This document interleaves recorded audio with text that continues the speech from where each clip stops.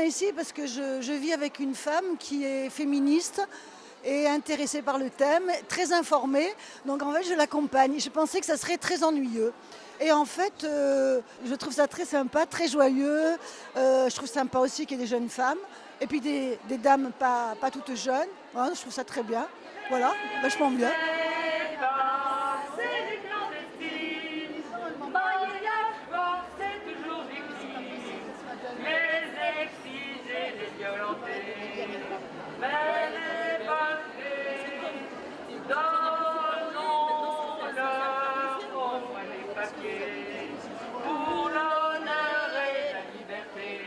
L'histoire des femmes impose qu'on soit présente à cette rencontre, à cette marche mondiale, parce que nos efforts et nos combats se conjuguent, parce que les combats sont communs, non seulement pour une justice sociale à travers la planète, mais également pour qu'il y ait une place réelle des femmes dans le monde politique, dans le monde social, dans le monde économique. Et en outre, vu la situation mondiale aujourd'hui, nécessite qu'on soit organisé pour dénoncer les misères faites aux femmes, les violences faites aux femmes, mais également l'exploitation économique, l'exploitation des richesses de ces femmes, mais également des peuples. C'est pourquoi nous sommes là pour apporter notre voix à celles qui sont présentes.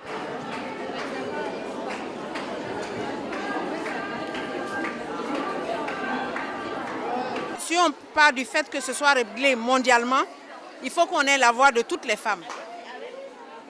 Et que c'est dans ce but-là que je suis là. Et il faut qu'il y ait plus de solidarité entre nous. Moi, je milite beaucoup ici. Et j'ai vu que ça, c'est quelque chose que j'ai remarqué. La solidarité, il y a un hic à ce niveau. Et nous, en Afrique, c'est vrai que nous avons beaucoup de difficultés. Mais la solidarité et le respect des unes des autres, c'est ça qui fait que nous allons de l'avance. Vous avez d'autres avantages ici aussi. Vous avez des grandes organisations, mais ce qui manque, c'est la solidarité et l'écoute des autres. Parce qu'il ne faut pas avoir tendance à vouloir décider souvent à la place des autres. Les autres ont leur mot à dire. Donc, au niveau des problèmes des femmes, on doit unir nos voix. Chacune apporte sa voix, chacune apporte son savoir-faire et c'est comme ça qu'on pourra avancer. Est-ce que l'espace public est un bien commun? Oui. L'éducation? Oui. La paix? Oui. La santé? Oui. Le développement? Oui. Plus fort, la justice sociale? Oui. La culture? Oui. Le travail pour chacun, chacune. Quel était le boulot qu'on m'ait proposé, je l'aurais pris. Et là, la conseillère m'a dit, voilà, écoutez, Madame Aubenas, vous avez votre âge, vous êtes comme si, je vais vous proposer quelque chose, mais il faut que vous saisissiez cette chance, parce qu'elle ne repassera pas. Maintenant, il y a déjà un bac spécialisé, bientôt il y aura un deuxième cycle, et il faut que vous saisissiez cette chance. Attention, dans quelque temps, ce sera trop tard pour vous, c'est femme de ménage. Et les dés étaient jetés. Âge. 30. Expérience. Oui. Allergie. Non. Papier. Oui. Ah bah c'est bon. T'attends lundi de 9h à 14h. Tu seras payé sur la base du SMIC horaire. À lundi. Et pour ma fille, vu que je travaille maintenant, j'ai vraiment besoin d'une place en crèche pour ma fille.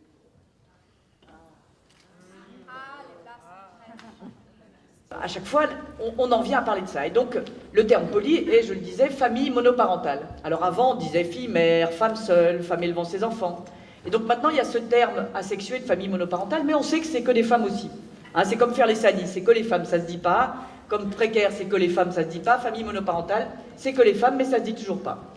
Donc on est confronté à ce milieu où on est entre femmes, à subir les mêmes choses et où le terme n'est jamais prononcé. on ne dit jamais qu'on est entre femmes.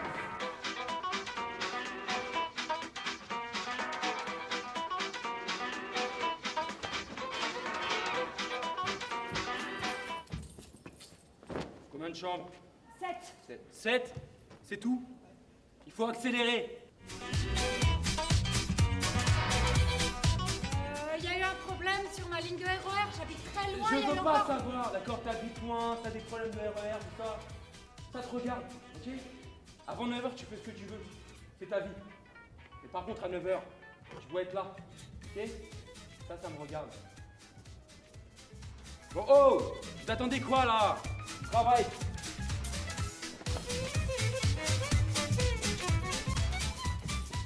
Je m'appelle Laure et je suis partie de Oser le féminisme.